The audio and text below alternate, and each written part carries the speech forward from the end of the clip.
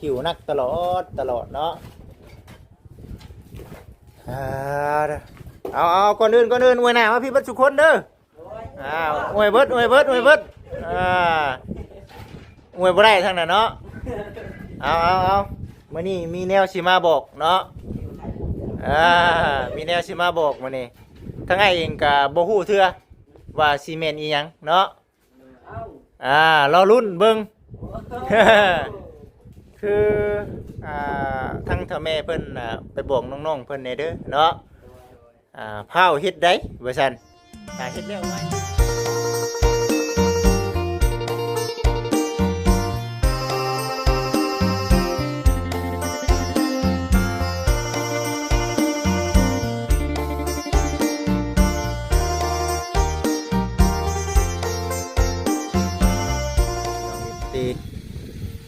บ่ได้มาหาน้องเพิ่น2 มื้อเนาะบ่ได้มาหาน้องเพิ่น2 มื้อมื้อนี้มีแนวสิมาบอกน้องๆเพิ่นเด้มื้อนี้ก็ได้มีข่าวดีบ่เนาะบอกข่าวดีน้องๆเพิ่นเพิ่มเติมอีกก่อนนะเนาะไปใส่มึงก่อนนะเนาะพี่น้องเอ้ยไปเติมน้ำมันน้องๆเพิ่นก่อนหรือว่าเติมเทบูอีกก่อนนะเนาะญาติมันเบิดเทบูแล้วบาดนี้นะเบิ่งก่อนว่าซั่นเด้อเอาทักทายสบายดีที่เบิดสู่คนตุ่มเนาะคุณเด้อโอ้มึงเด้อ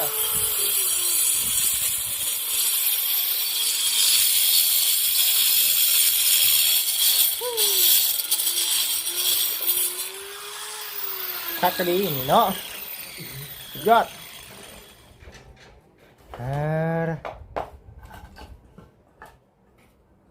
แล้วบ่ชม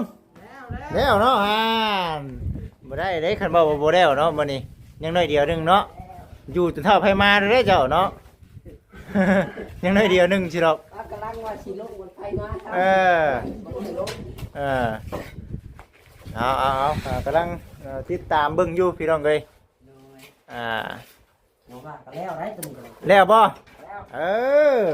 เอาดีๆได้มามืออื่นนี่ไอ้สิอัปเดตให้ FC เบิ่งได้เนาะตัว FC แล้วบาดนี้บ่ได้แล้วมื้อนั้นก็มาได้สิบอกให้ได้เนาะ พี่น้องเอ้ยนี่เด้เพิ่นก็มาแล้วว่าซั่นตัวนี้เสร็จแล้วขอเปลี่ยนคู่ว่าซั่นระวังระวังเด้อตัวนี้เนาะสีกแล้วเฮ็ดไปนำก็ต้องเคลียร์เสียหายไปนำเนาะอุปกรณ์ก็ได้มันโดนแล้วเบิดคุณภาพแล้วพี่น้องเอ้ยหิวนักตลอดเนาะเอาก่อนอื่นอวยหน้ามาพี่เบิดทุกคนเด้ออวยเบิดอวยบ่ได้ทั้งนั้นเนาะเอามื้อนี้มีแนวสิมาบอกเนาะมีแนวสิมาบอกมื้อนี้ทั้งไอ้เองก็บ่ฮู้เทื่อว่าซีเมนต์อีหยังเนาะรอรุ่นเบิ่ง คือทั้งเฒ่าแม่เพิ่นไปบอกน้องๆเพิ่นแน่เด้อเนาะพาวเฮ็ดได้ว่าซั่นถ้าเฮ็ดแล้วไวไล่ของขวัญได้ตัวนี้ได้นี่เนาะ มีของขวัญให้เนาะแต่ว่าซีเมนต์อีหยังเนาะบ่ชงเพิ่นเฮ็ดอยู่นำอยู่ได้เนาะนี่เนาะเนาะเอาจังว่ากันเนาะมีหักชวนมากภายในเฮ็ดนำเฮาตัวนี้เนาะน้องจ้อยบ่จ้อยน้องดาวเฮาดิเพิ่นเฮ็ดเฮือนเพิ่นเนาะเพราะว่าเฮาก็เห็นตั้งแต่ใดมาอยู่แล้วเนาะน้องดาวก็มีเวียกของทั้งน้องเพิ่นตัวน่ะอยู่ในส่วนของทางบ้านน้องเถยทองบ้านน้องเถยทองแน่บ้านน้องชลาหั่นแหละอันเดียวกันนะได้โมเมนต์ว่าหลังเดียวนี่ได้ ฉันมันก็ได้ของคนไว้แล้วเนาะแล้วเบิดทุกอย่างกันแล้วบ่เห็นว่าก็ได้แล้วเบิดสุรังก็เลยบ่จักว่าสิแม่นอีหยังแต่ว่าทั้งแต่แม่เพิ่นมาบอกว่าคำว่าแล้วไว้น่ะมีของขวัญว่าซั่น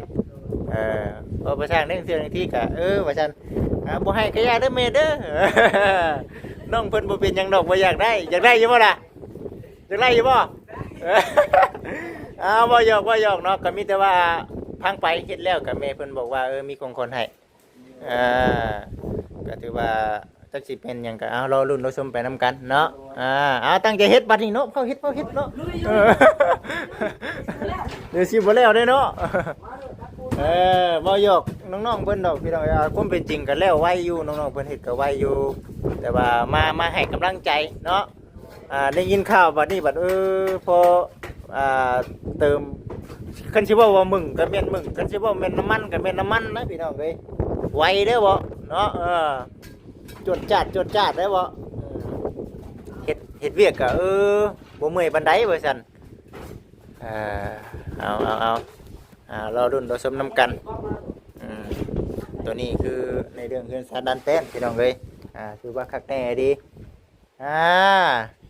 น้องจ้อยเนาะสบายดีอู้งานเด้อมื้อนี้เด้อพามาเฮ็ดเนาะประชุมปูนเจ้าหั้นแล้วเนาะ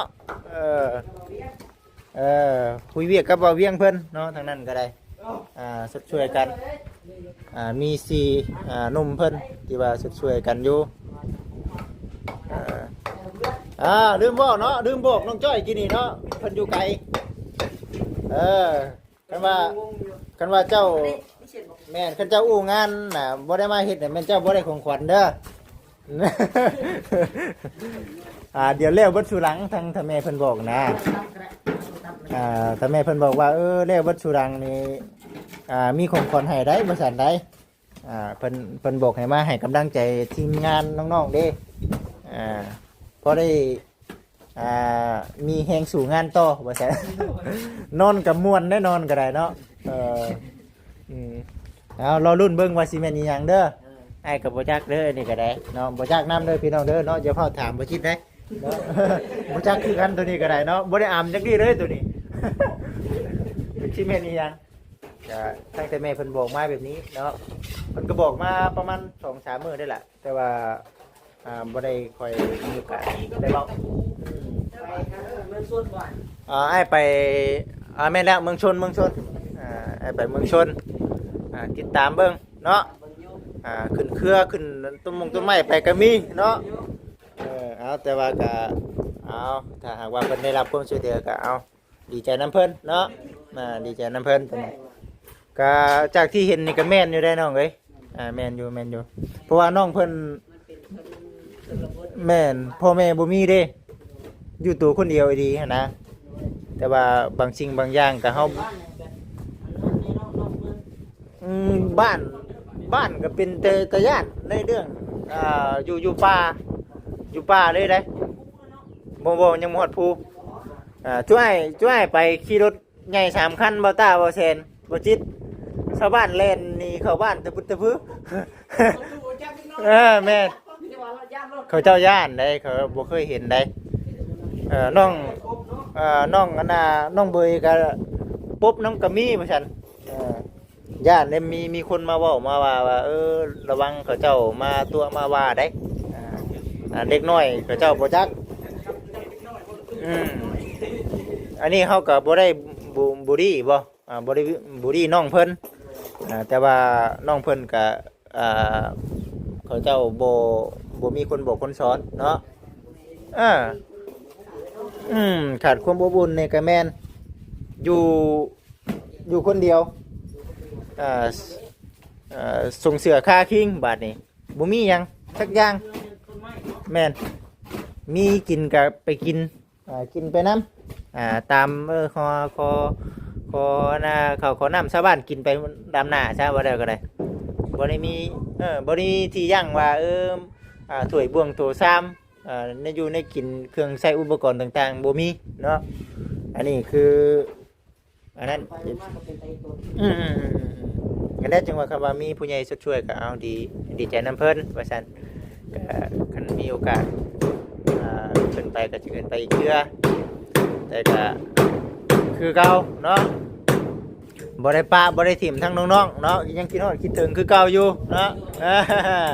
ปะบ่ได้แล้วพี่น้องเนาะการงานเฮาตรงนี้ก็ได้บ่ได้ผู้ใหญ่เพิ่นมอบหมายงานมาให้แล้วเนาะถือว่าสำนี้ก็ถือว่าโอ้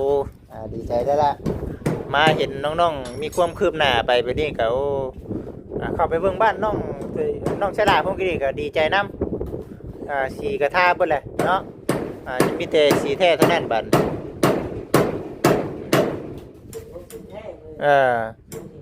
อันนี้จังว่าดีใจว่าที่ว่าน้องๆมีความคืบหน้าเอามันพอเฮามาเบิ่งก็มันเปลี่ยนแปลงไปหลายอยู่พุ่นนะดีแล้วน้องเอ้ยดีบัดนี้อยู่ในส่วนเทคานบัดนี้เนาะ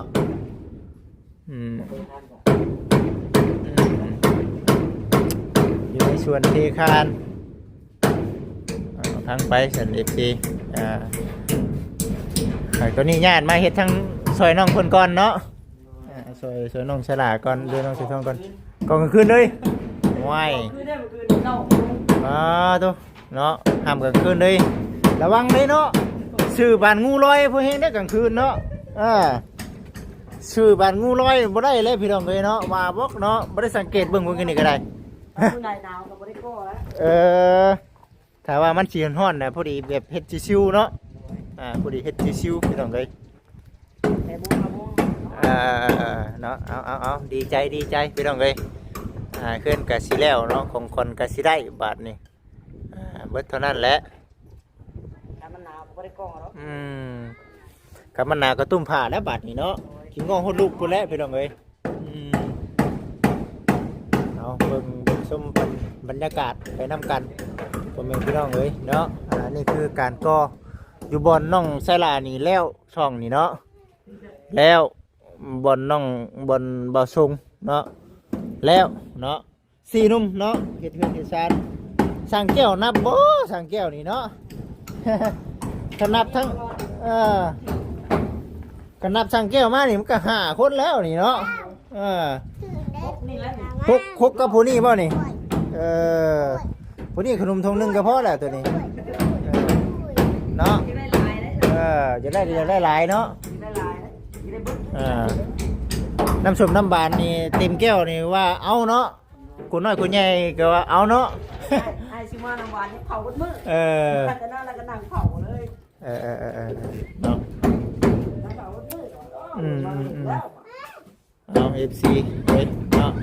รอเบิ่งรอชมไปน้ำกันตอนนี้กำลังเฮ็ดกำลังสร้างอยู่เดี๋ยว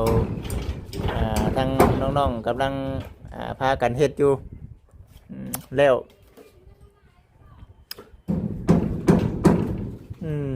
บนบ่อทรงนี่เฮาก่อขึ้นได้เฮาเอาตะปูตอกปานนี้เฮาเอาปูนโบกบ่แต่ว่าบ่ได้เอาบล็อกบ่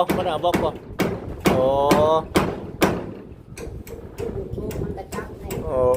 ในนั้นบ่ซะตะปูก็ใส่มาซั่นพี่น้องเอ้ย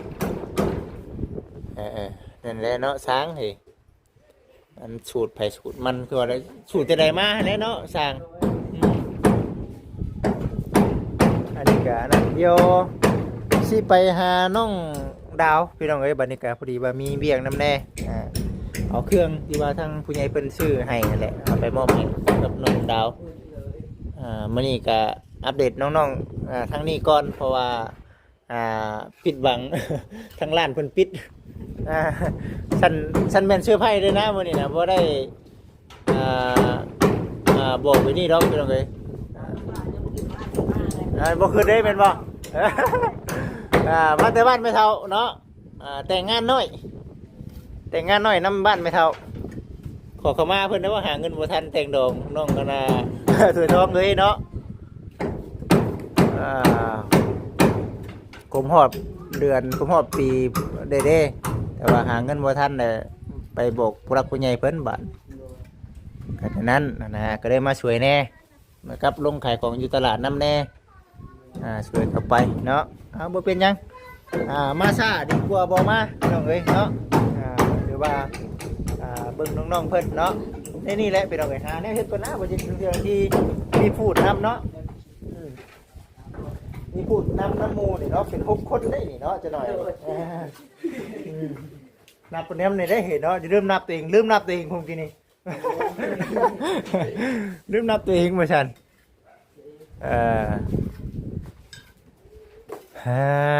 เอาเบิ่งไปนำกัน บ่หยอกบ่หัวกันไปนํเนาะบ่หยอกเกมดีๆแล้วบ่บางทีก็ได้กันบ่เว้ากันบ่ได้หัวพี่น้องเอ้ยอันนี้เด้นี่เราสิเอาออกลายเติบไปจักนี่น้องๆเนาะแม่นบ่บ่ ใส่น้ำแต่เบิดตัวละ แล้วน้องหลานเนี่ยตรงนี้นะยังเบิด บ่ลงแฮงดีเนาะ ลูกลงเบิด เออ ขนาดแค่จะแค่ล่างเครื่องล่างของ แม่นบ่ ล่างเครื่องยังเด็กๆน้อยๆเนาะน่ะโอ้ยน่ะลุงเลยเนาะแม่นบ่ ล่างเครื่องมือเนาะ ยังเพียงเนาะตะกี้บนเพิ่นได้สูงกันเนาะ สูงได้เลย แบบ คือแบบตัวนี้นั่น เด้อเอามีแต่ว่าผู้เฒ่าตักออกเนาะดูดใส่เลย มาใส่ตาโดดล้างมาลงแดด แล้วจังค่อยแปลงเอาเนาะ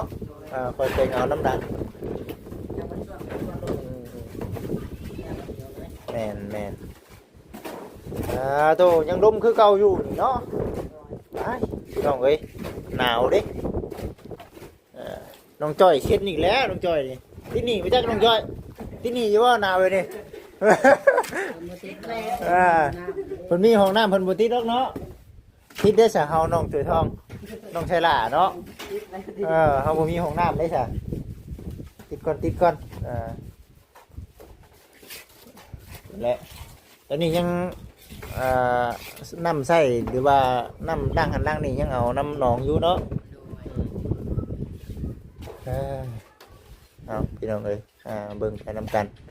ตอนนี้ก็ทางสร้างกำลังเฮ็ดอยู่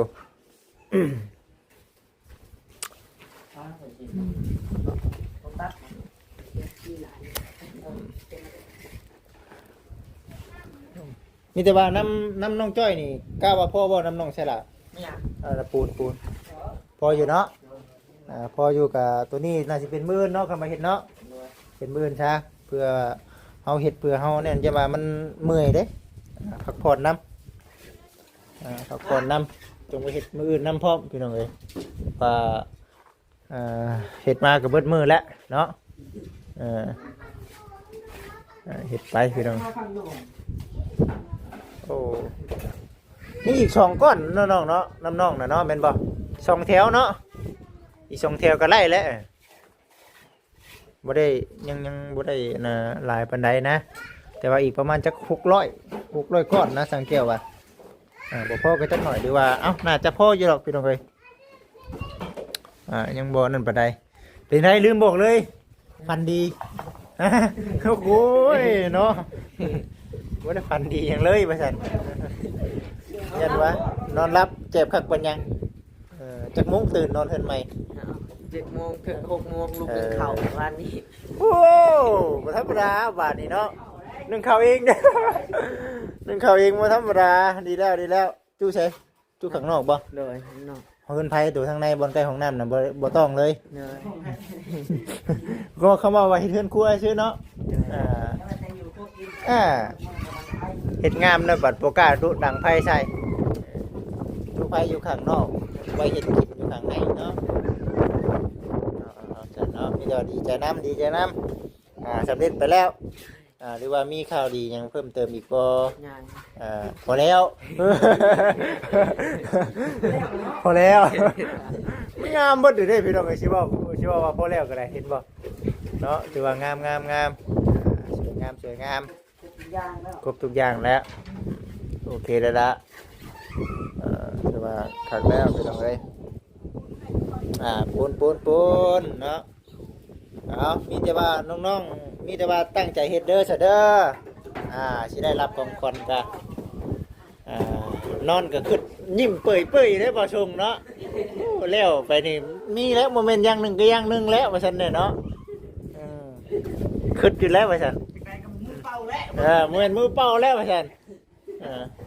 น้องจ้อยเอามือยังไรล้อเอาตู้มาเปิดกับพ่อแล้วว่าซั่นน้องจ้อยว่า ให้ค่อยเต้นจักรอบ2รอบก็โอเคแล้วว่าซั่นนะน้องจ้อยเนาะ